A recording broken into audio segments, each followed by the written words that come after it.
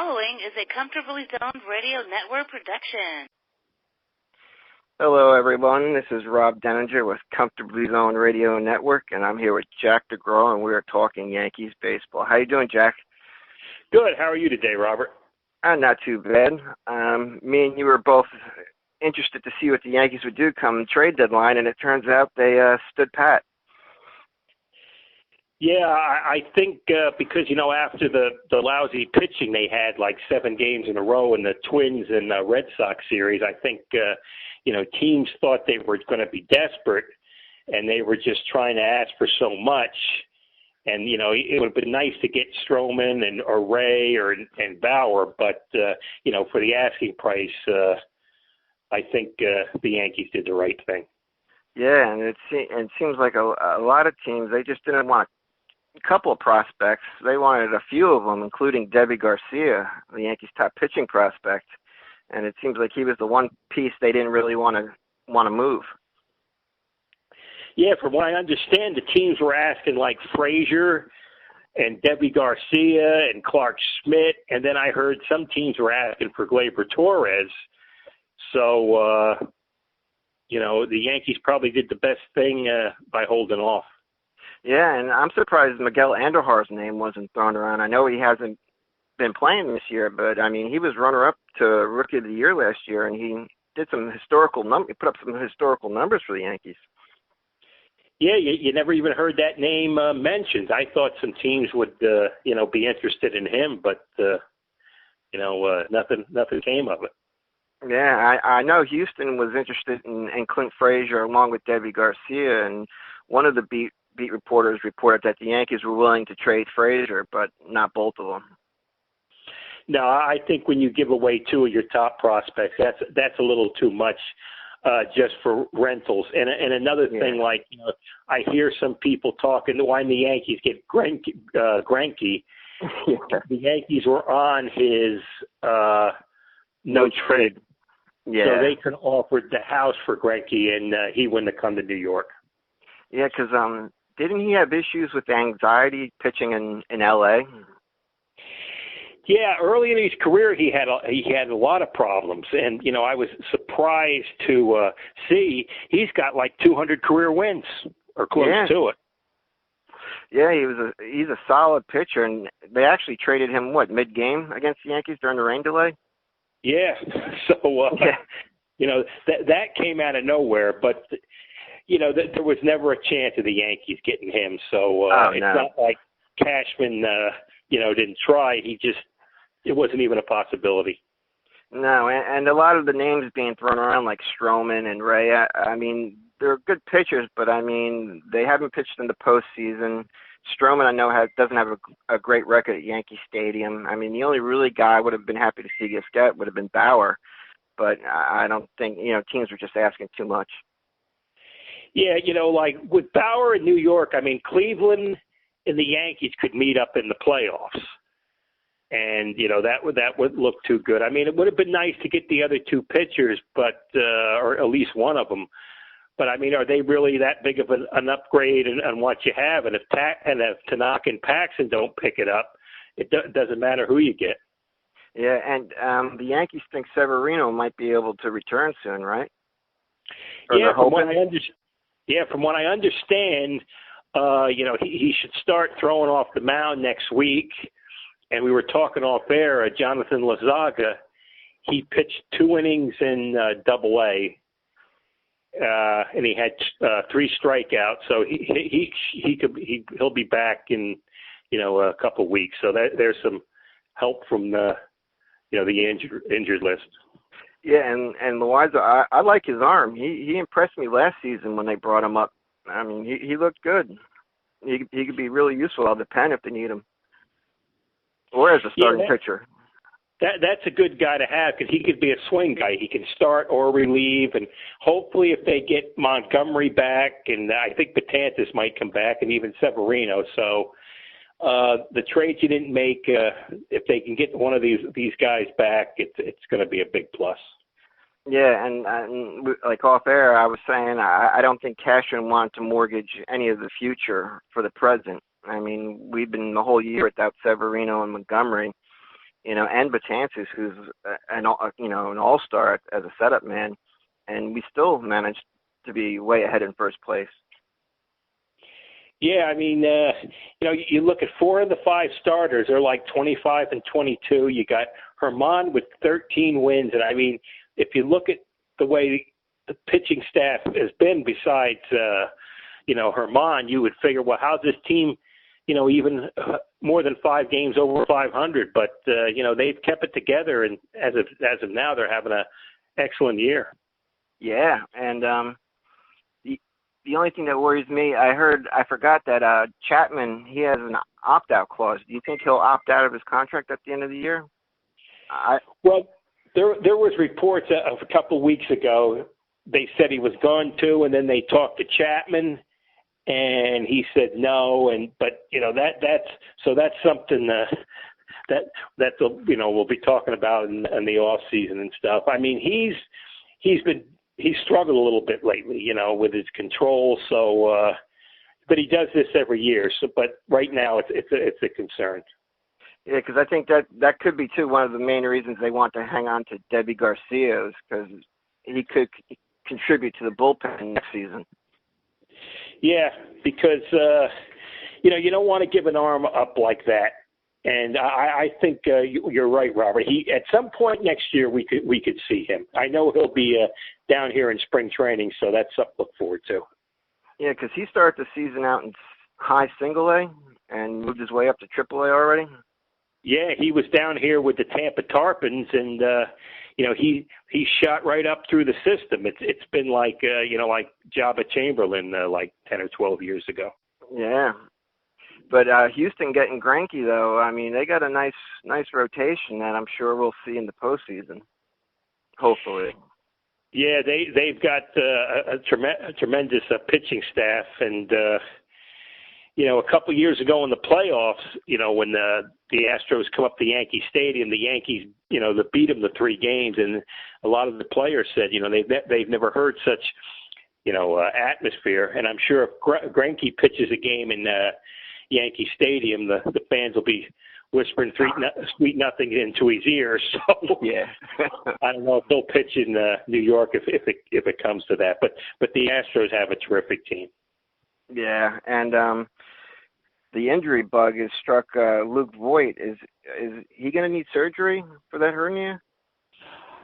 There was going to be something released today. It might not be as bad as it could be. I mean, if he has to have surgery, he'll be out for 6 weeks. But I haven't heard anything as of 3 o'clock today. Yeah, because him and then LeMahieu's been out of the lineup too with that sore leg. Is it a hamstring or a growing pull? I think it's a slight pull, but he was running the other day before the game, so I think there's a good possibility. He might play a Friday night or Saturday, one of the games Saturday.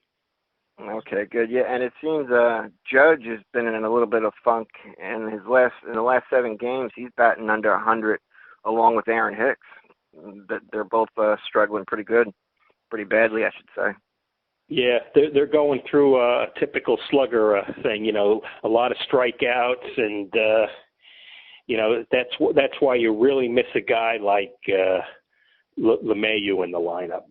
Yeah, and I was looking at the stats year to date, and Aaron Hicks, he's only batting like I think 243 or something like that.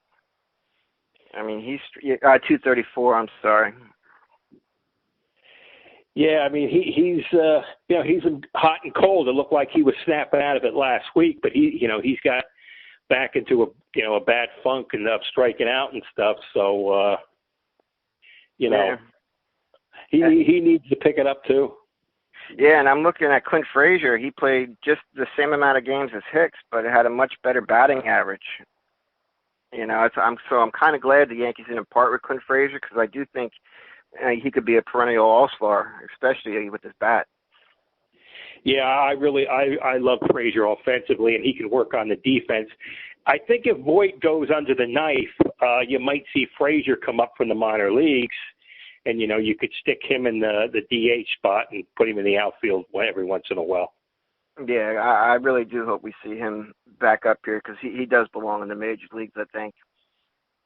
And, yeah, I don't think there's any question. The kid can really hit. And because Brett Gardner, too, he's batting only .243 on the year, and I don't know how many years he's got left, but I'd like to see Frazier next year take over that left field spot and see Stanton DH. Yeah, I agree with you there. I'd like to see Frazier get a full shot and get a full season because I think he could hit 30, 35 homers and knock in 100, 120 runs. Yeah, and this really is a magical season in a way for the Yankees. Considering like Severino's been out and Stanton. There are times I forget we even have them. Yeah, and from what I understand, he hasn't even started, baseball activities. We were discussing this last week, and nothing's changed. It's like he's still, back to square one. He hasn't even started yet. Wow. This is a horrible season for him. He's got to be aggravated. He was hoping to have a big year this year too. Yeah, he had a decent year last year. For him, for anybody else, it would have been a good season. Yeah. And it would have been interesting to see how he would have handled his second year in the American League. But the injury bugs got him, and he just can't shake it. Yeah. And the Yankees start a 4-game series with Boston tomorrow, and they got Paxton on the mound. And Boston, they're 10 games out, and they might be swept by Tampa tonight, right?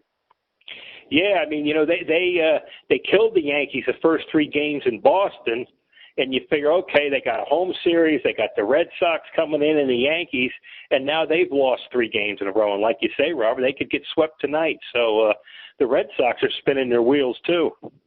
Yeah, they're 2.5 games out of the wild card. And after Boston, we got Baltimore, Toronto, and Baltimore again, kind of like a break in our schedule, sort of. Give some guys some time to heal.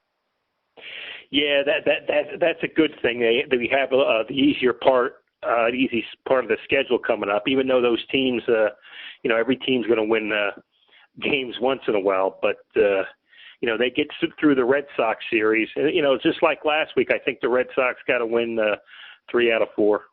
Yeah, because the Yankees' schedule after those 3 series does get a little tougher with Cleveland and Oakland and L.A. Dodgers and then Seattle. So, the Baltimore and Toronto series should help them, pad their schedule or pad their wins and get healthy a little bit at the same time, hopefully. Yeah. You got to win those series, which the Yankees been doing for most of the year. Yeah. And tomorrow will be 40 years that Thurman Munson passed away, and for a lot of people, they never got a chance to see Thurman play. What can you tell us about Thurman Munson?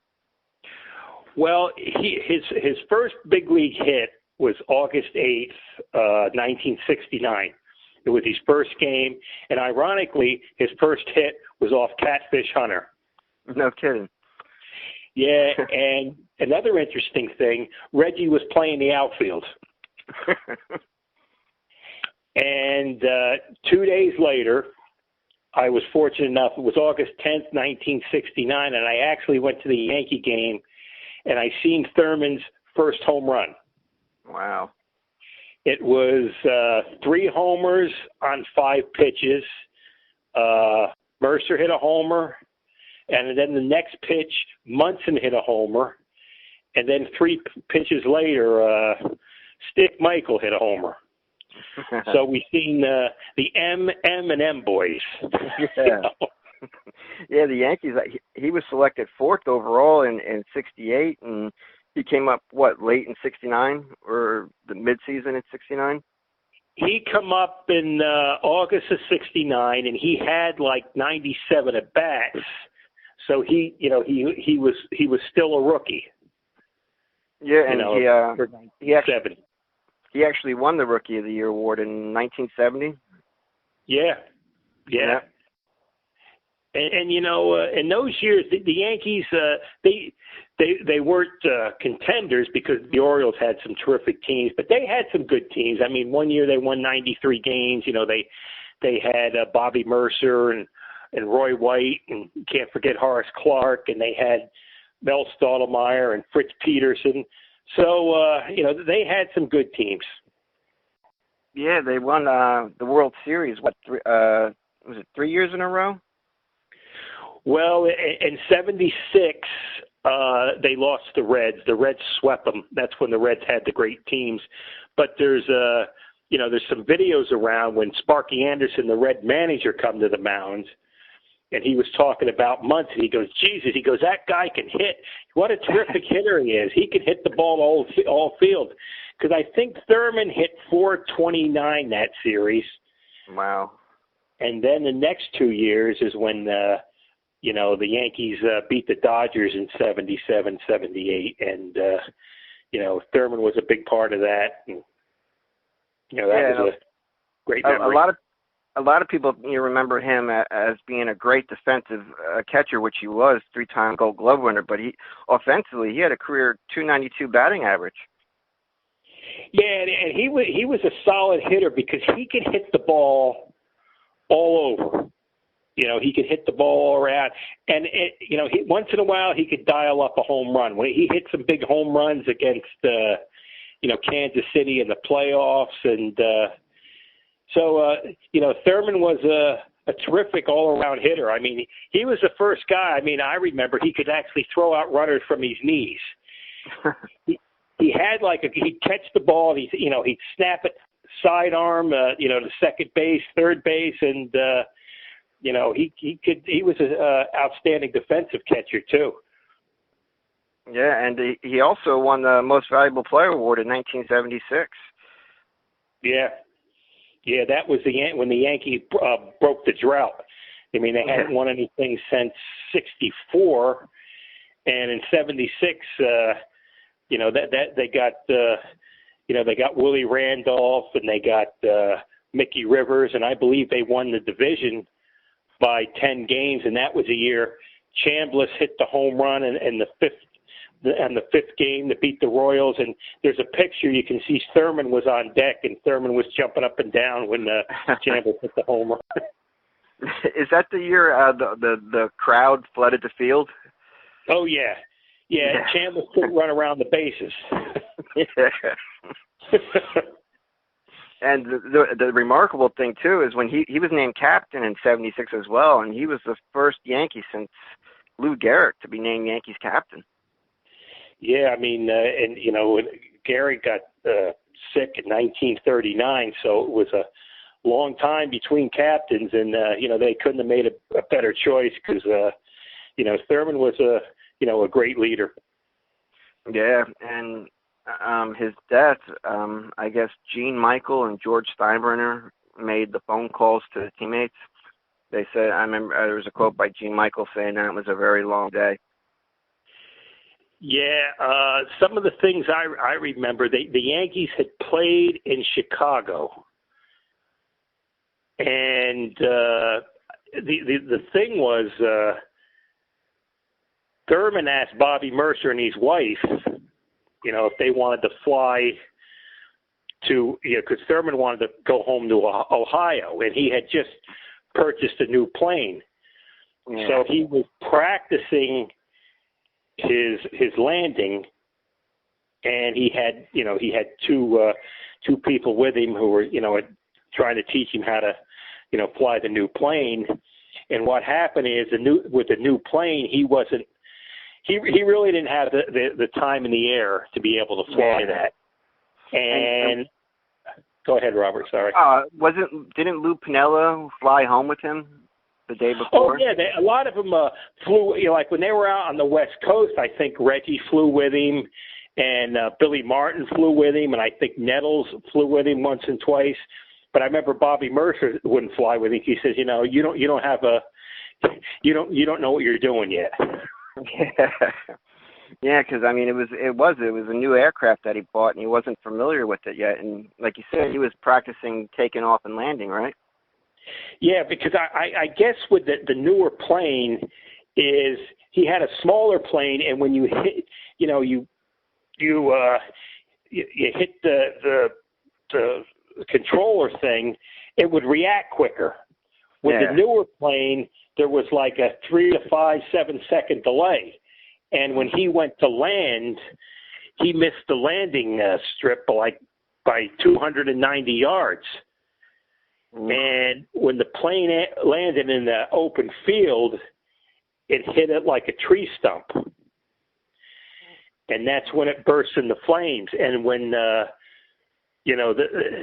Thurman was alive, and he was, he asked these two buddies, he had a broken neck, and even if he survived, he might have wound up like Roy Campanella.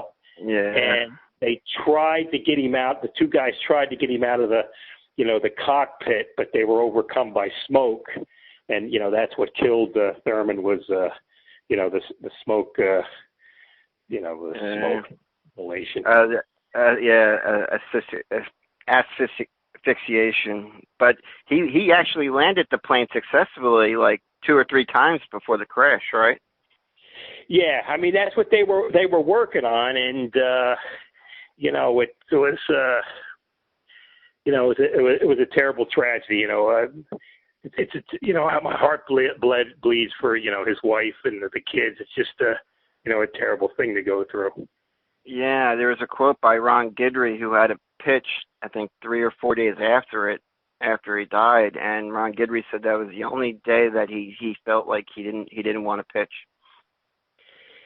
Yeah, they opened up a series against the Orioles on Friday night, and before the game, they had a moment of silence, and they left the area behind home plate. There was no catcher. Yeah. And another story I'll tell you, Robert, is on the Monday when they had Thurman's funeral in Ohio.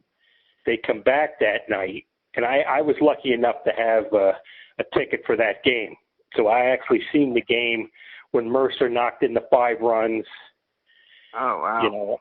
And I remember sitting out in right field. And Kenny Singleton was with the Orioles because the Orioles had terrific teams. They made the World Series that year. And Kenny Singleton actually hit a home run, and Bobby Mercer was playing left. And the Orioles were ahead 4-0.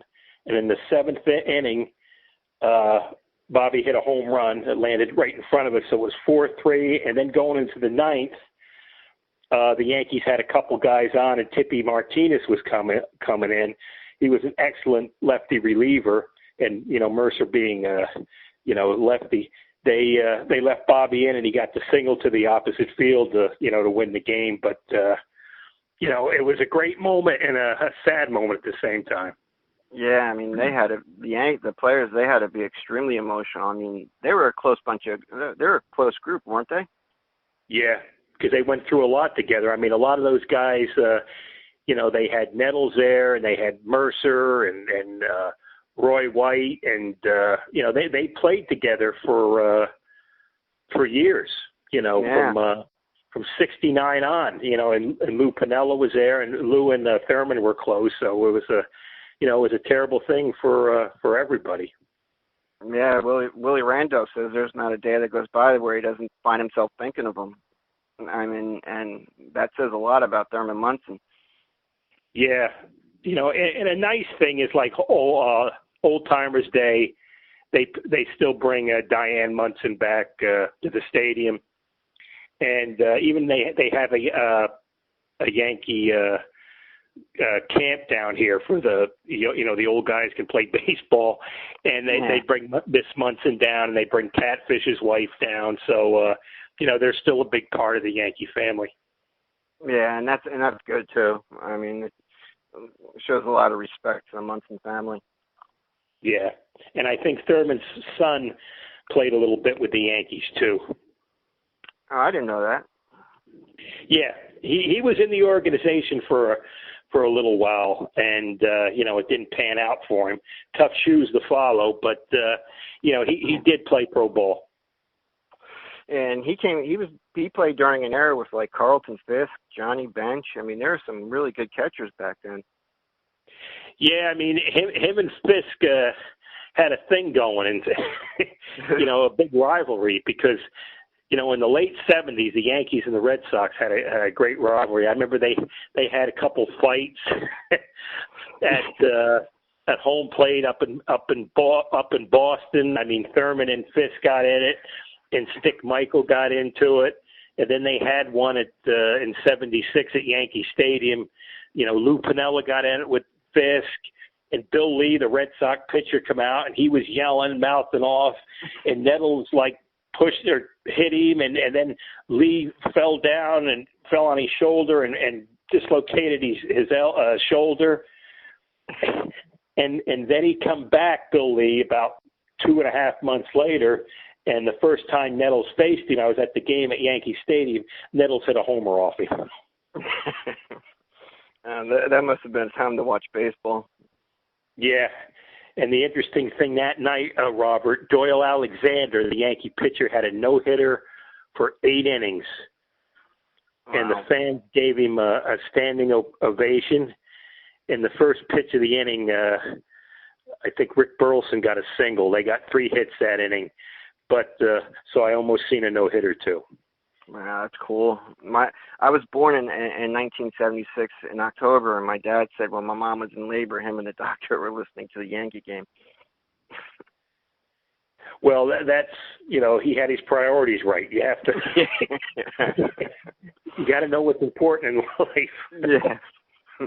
And my mom's favorite player was Greg Nettles on that team.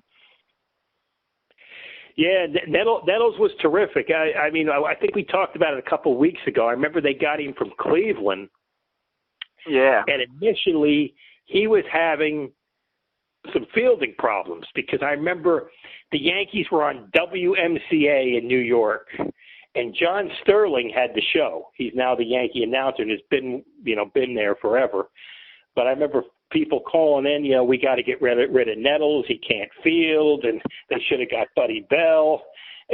And then, Nettles was just a terrific Yankee. I mean, I think he led the American League in homers one year, and he was just a great fielder. I mean, he was a big part of those teams in, the 76, 77, 78, 80, 81. So he was a big part of the Yankee success. Yeah. And the Yankees, they'll have something pregame for Thurman, you would think, right? I'd imagine they'll have it. It's hard to believe. I mean, where did 40 years go? Yeah, I know. I mean, my 30 shot by. I mean, it doesn't seem like that long ago. No, because I say, I remember going to games, and I can remember almost every detail like it was, last week. Yeah. And I mean, the years just to fly by, and the older you get, they fly even quicker. Yeah. Yeah, because the game's on MLB Network, and I'm just wondering if they do have something, if it'll be on Yes, or if the Major League Baseball Network will show it. Yeah, I'd imagine they'll show the game on the Yes Network. When Mercer had the 5 RBIs. Yeah, and the Yankees, I forgot the 4-game series. They have a doubleheader on Saturday. Yeah, it's a day-night doubleheader. Do you hear the pitching rotations yet, Robert? You hear anything? Yeah, I know Paxton is starting game 1 or Friday, and then Herman's going to start game 1 of the doubleheader, but they don't have any pitcher shown here to see who's starting game 2, so I'm guessing it might be an opener where they go with the bullpen. Chad Green has done a good job at doing Yeah. that, and Cortez has been, doing a good job of that too.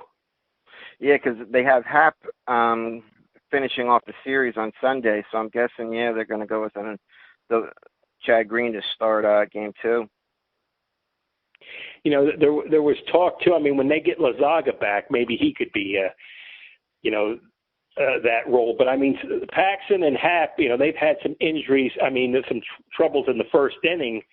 So maybe you can have Chad Green start a game and then bring in, Happ or Paxton like later in the games if they continue to, to have struggle.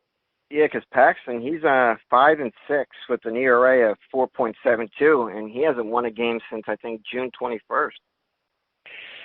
Well, he's had, again, you wonder if the knee is not a bigger problem than they're letting on.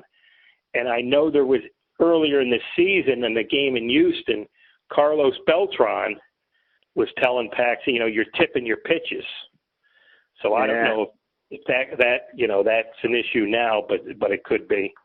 Yeah, and I forgot about Sabathia. They put him on the IL because his knee's acting up.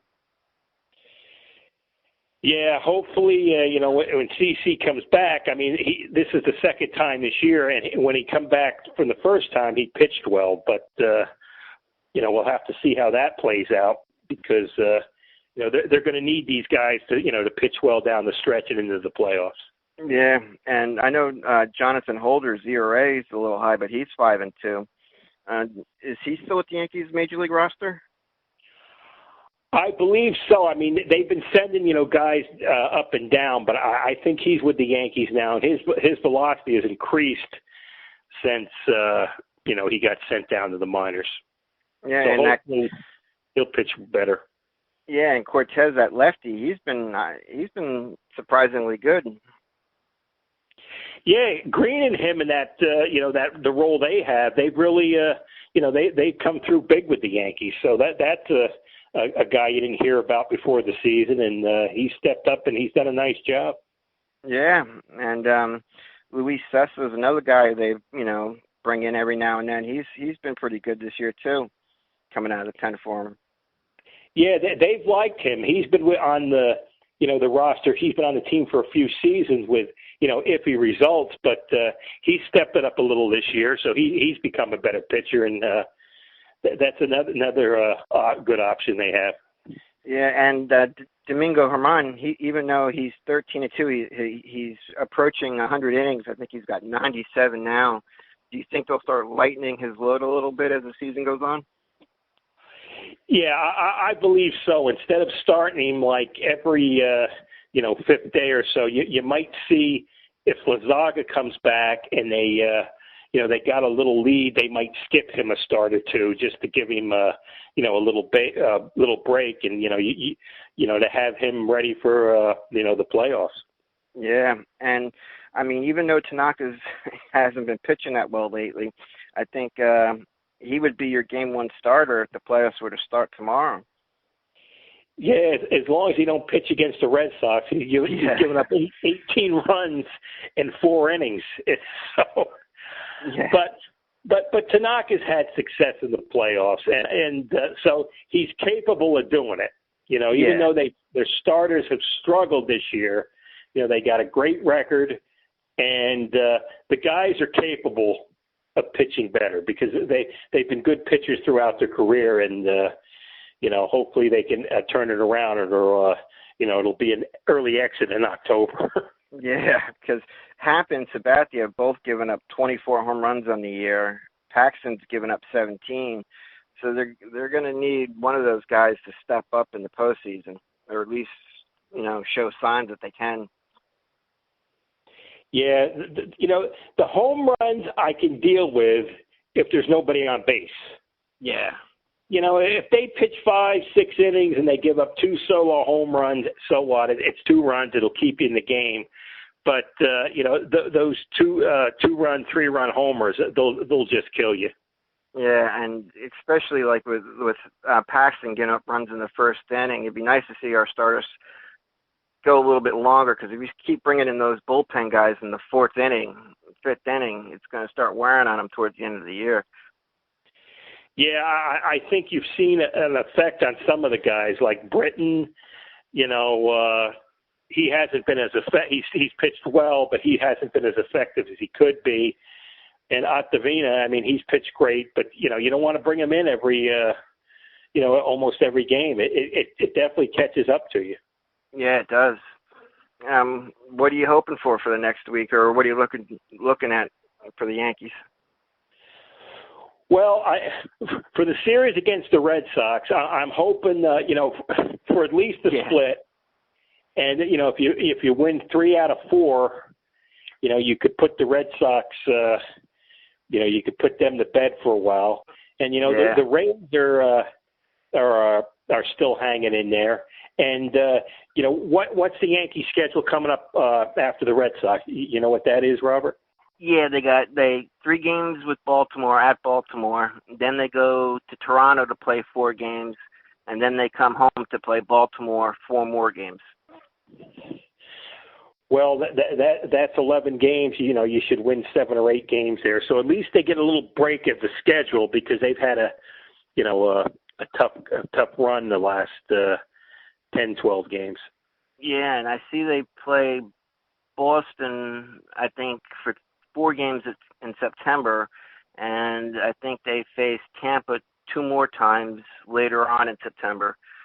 So not many more divisional games with Tampa and Boston left after this series.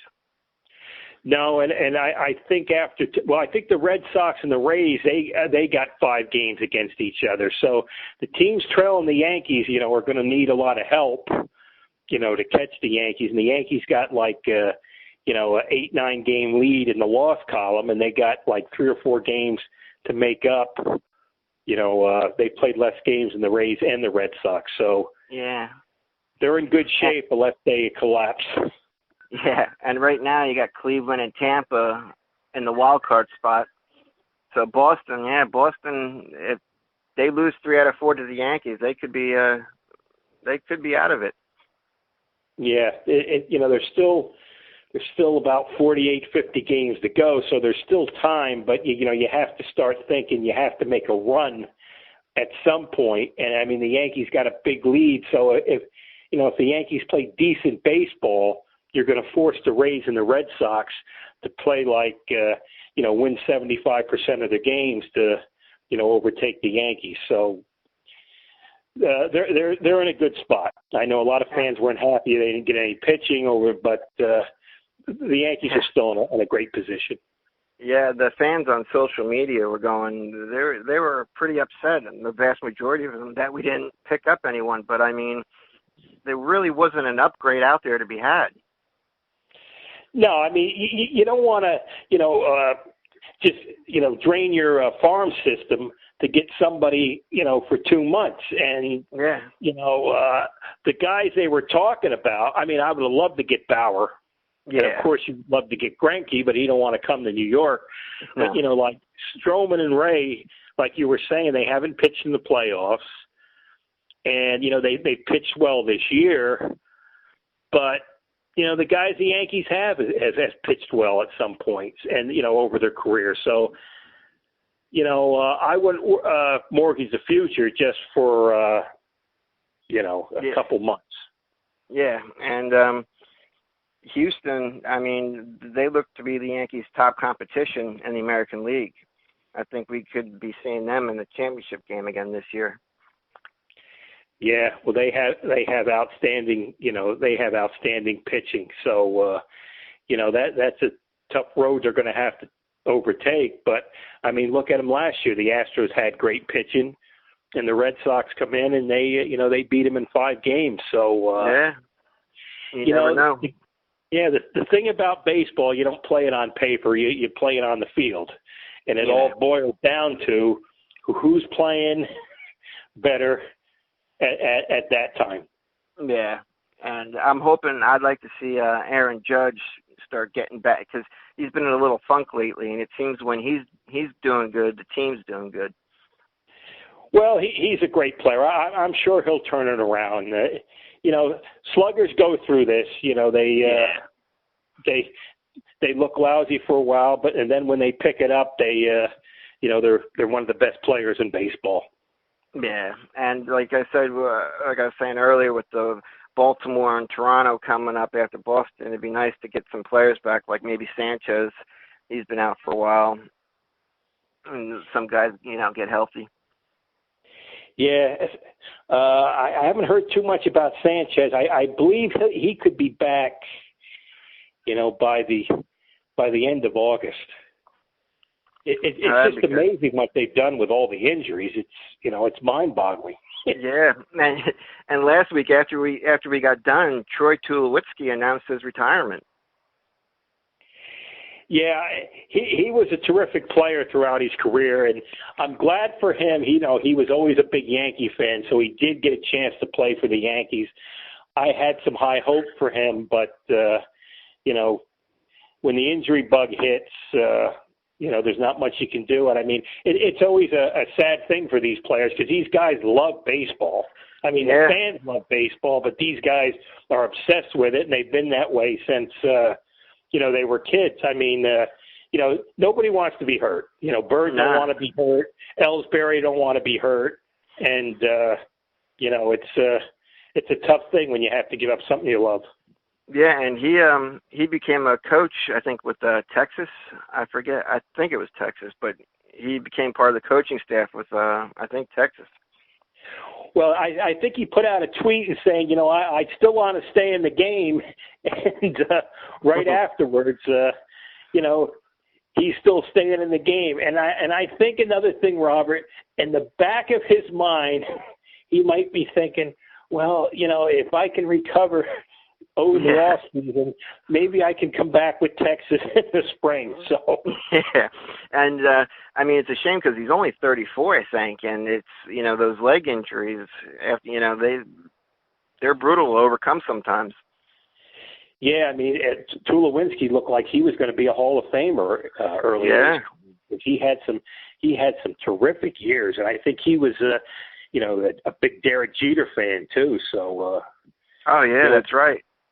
Yeah, I'm glad to see he got a chance to play with the Yankees. Yeah, but again, Thurman Munson, though. I mean, I'm going to be looking forward to seeing see if anything's going on tomorrow. If they honor him before the game, which I hope they really do. I'm sure they'll mention something, at least put something on the scoreboard, and it's like I said before, it's hard to believe it's been 40 years. Yeah, and I mean, career, like I said, he batted .292 with 113 home runs and 701 RBIs in 11 years, 7-time All-Star. I mean, he was a great player, especially during that time. Yeah, and the thing was towards the end there in '79, he was getting beat up a lot. From catching all those years because, catchers get the shit knocked out of them. And I know Thurman was playing and, he was playing right field for a while. And there was talk of maybe putting some time at first base and, DH. So, the workload was starting to decrease a little bit from catching, but it would have been nice if he stuck, if he would have been around for a few more years because 80, they got in the playoffs, 81, they were in the World Series. So that could have, solidified his career even more, and he definitely would have been a Hall of Famer.